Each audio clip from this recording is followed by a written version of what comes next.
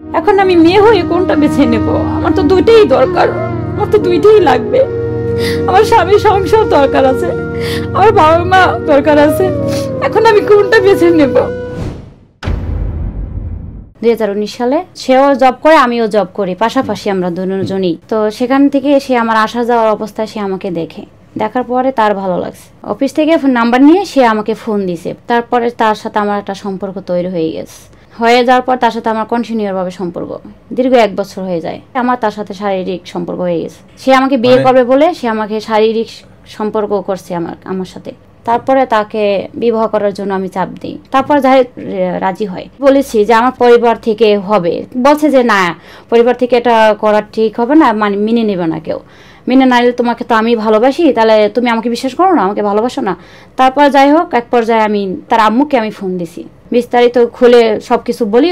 সে আমাকে সাপোর্ট না করে তার ছেলেকে বলছে যে বাবা তুমি দেশে চলে আসো, ওখানে চাকরি করা লাগবে না। তা সেখান থেকে সে মিটমাট করে তারপরে একটা পর্যায়ে আমরা নিজেরা বিয়ে করছি। এটা হলো 21 সালের জুলাই মাসের 10 তারিখে। ফ্ল্যাট একটা বাসা, ওখানে আমরা টুকিটাকি জিনিস কিনে নিয়ে ওখানে আমরা দুজনে থাকি।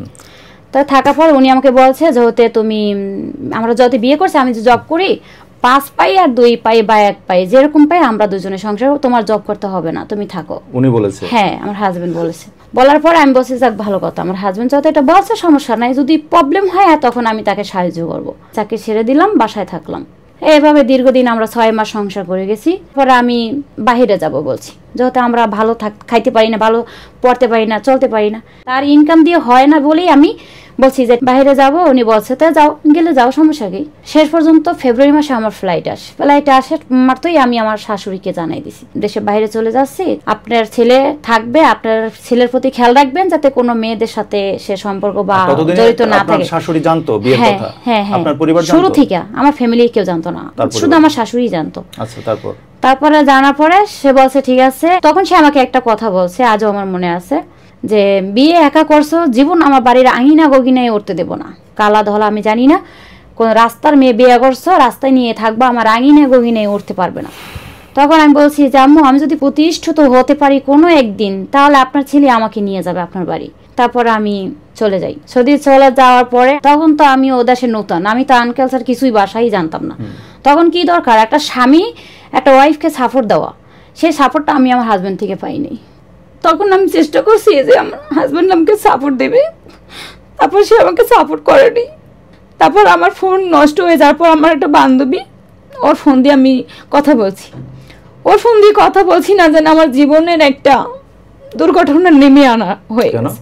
কারণ ওই বান্ধবীর সাথে আমার হাজবেন্ড কথা বলছে, ওই বান্ধবীর নাম্বার পেয়ে গেছে। হ্যাঁ, তারপর দীর্ঘ 7 মাস এভাবে তার সাথে কন্টিনিউয়ার ভাবে যোগাযোগ করছে। তারপর যাই হোক, এক পর্যায়ে আমি জানতে পারি আমার হাজবেন্ড আর আমার বান্ধবীর সাথে সম্পর্ক তৈরি হয়ে গেছে। তখন আমি কিছু বলিনি, বলে কারণে আমার হাজবেন্ডকে আমি একটা প্রশ্ন করছি, যদি তোমার আমাকে ভালোই না লাগে তাহলে আমাকে তোমার জীবনে রেখে দিও না, কারণ বাদ জ্বালা সয় দাঁত জ্বালা সয় না, স্বামীর বাক কোনো মেয়ে দিতে চায় না। তা যাই হোক, সে পর্যায়ে যাওয়ার পরে আমার সাথে আমার স্বামী কথা বলতে গেলে আমাকে ব্লক দিয়ে রাখে, তারপর আমার সাথে আর কথা হয় না। এভাবে 6 মাস 7 মাস এইভাবে যাইতো। আমার হাজবেন্ডকে আমি খুব ভালোবাসি, অনেক ভালোবাসি, কিন্তু সে আমাকে বোঝে না। সে 6 মাস 7 মাস এভাবে আমার সাথে কথা বলে না, হঠাৎ করে যোগাযোগ হয়। 2.5 বছর ছিলাম, 2.5 বছরে সে আমার সাথে কন্টিনিউ ভাবে যোগাযোগ করে নাই। গত বছরে আগস্ট মাসের 7 তারিখে আমি বাংলাদেশে আসছি।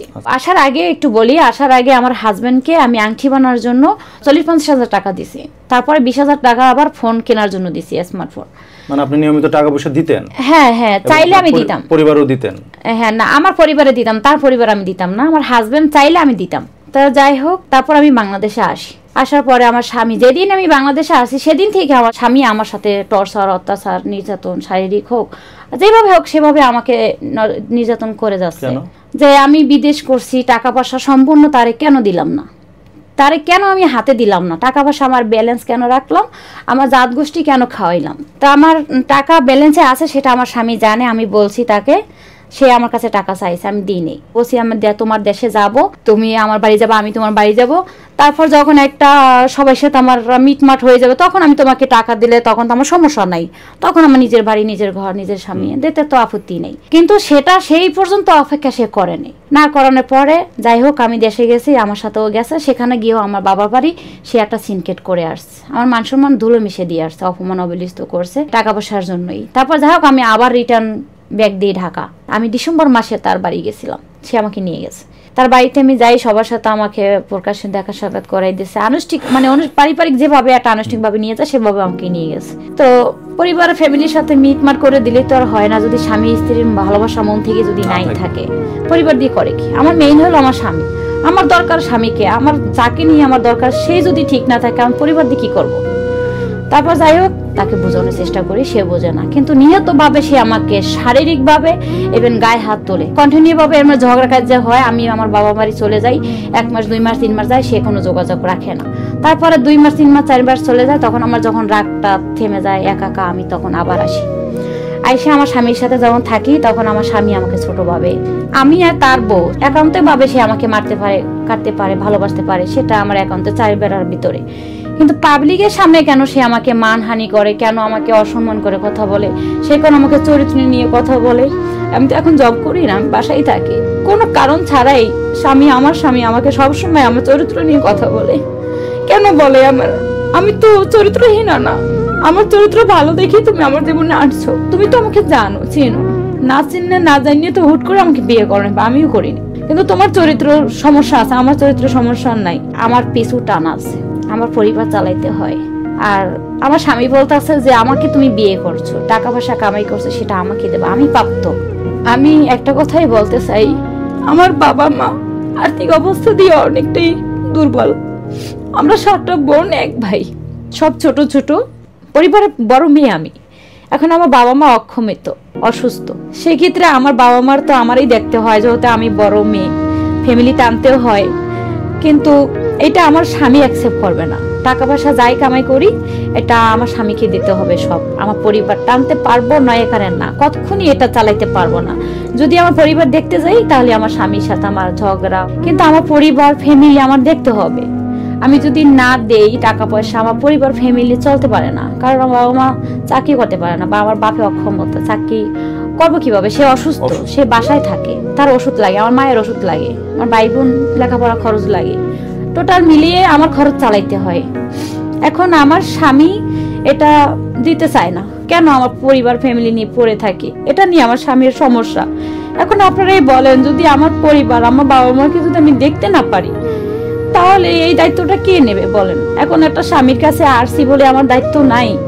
আমার স্বামী আমাকে বলে, যদি বাপ দেখো, ফ্যামিলি দেখো, আমাকে ছেড়ে দাও, আর আমাকে রাখতে গেলে তোমার পরিবার ফ্যামিলি ছেড়ে দাও। এখন আমি মেয়ে হয়ে কোনটা বেছে নেব? আমার তো দুইটাই দরকার, আমার তো দুইটাই লাগবে। আমার স্বামী সংসার দরকার আছে, আমার বাবা মা দরকার আছে, ভাই বোন দরকার আছে, এখন আমি কোনটা বেছে নেব? আমরা মেয়ে হয়েছি বলে কি আমার মা বাবার পরিচয় বা মা বাবার কাছে কি যেতে পারবো না, বাবা মা কি দেখতে পারবো না, টানতে পারবো না? আমরা তো জানি যে স্বামী সংসার যদি করি, স্বামীকে ভালো রেখে যদি কিছু পারি, যদি ফ্যামিলিকে দিতে, তাহলে কি ভালো না? এখন যদি এটুক দিতেও যাই, সেখানে আমার স্বামী সমস্যা, আমি দিতে পারবো না, তাহলে সমাজে আমরা কি করে খাবো, কিভাবে আমরা সংসার টিকাবো, কিভাবে বাপ মা আত্মীয় স্বজন সবাইকে আমরা ভালো রাখবো? আপনারাই বলেন। এটা আমি ছেলে না বলে কি আমি বাপ মা মেয়ে হয়ে কি দায়িত্ব পালন করতে পারবো না? এখন মেয়ে হয়েছি বলে, স্বামীর কাছে চলে গেছি বলেই এখন আমার বাপ মা দেখতে পারবো না, ভাই বোন দেখতে পারবো না, বা টানা খেসা করতে পারবো না, এটা কোনো কথা? আমি তো স্বামীর টাকা নিতে আসি না, আমি কর্ম করে আমার টাকাই আমার বাপ মারে দিতে আসি। আমার স্বামীকে আমি এটাও বলতেছি যে তুমিও নেও, আমার বাপ মারও দিই, তুমি হয়তো একটু বেশি না, আমার বাপ মার একটু কমই দেই। কিন্তু সে কোনোটাই মানবে না, সে কোনোটাই মানবে না। যে বলছে তুমি যদি কোথায় যাও বা চাকরি করো, সে তোমাকে আমি চাকরি করতে দেব না, তুমি বাসায় থাকবা, রান্না বান্না করবা, বাচ্চা কাচ্চা নিবা, সংসার করবা, ঠিক আছে? কিন্তু আমি সেটা মেনে নিয়েছিলাম এক সময়, যে ঠিক আছে আমার স্বামী যেটা চায় আমি সেটা করব। মেনে নেওয়ার পরও আমি 1 বছর আমি ঘরের ভিতরে ছিলাম, শুধু একটা রুম, একটা কিচেন, একটা বাথরুম ছাড়া আমি কোথাও যাইতে পারিনি, শুধু রুমের ভিতরে আমি থাকি। আমার সাথে রাগারাগি করে ঝগড়া করে পুরো শরীরে আমাকে আহত করতো। আমার এখন এই কপালে একটা চিহ্ন আছে ফুটানো, আমার এই মাথায় ফুটানো আছে, এই আমার হাতেও এই মচকানো আছে। যখন এগুলো করছে তখন আমি মোবাইলে যখন ফুটেজ তুলে রাখতাম তখন সে আমার 50,000 টাকা মোবাইল নিয়ে ভেঙে দিয়েছে। ভেঙে দেওয়ার পরে তখন আমি মানে আতঙ্ক হয়ে গেছি, মানে ফোন ভেঙে দিয়ে আমাকে মেরে তারপরে সে বাসার দিকে চলে গেছে রাত বাজে 2টা তখন। এখন আপনারা কি একসাথে আছেন? না, এই 1 মাস ধরে একসাথে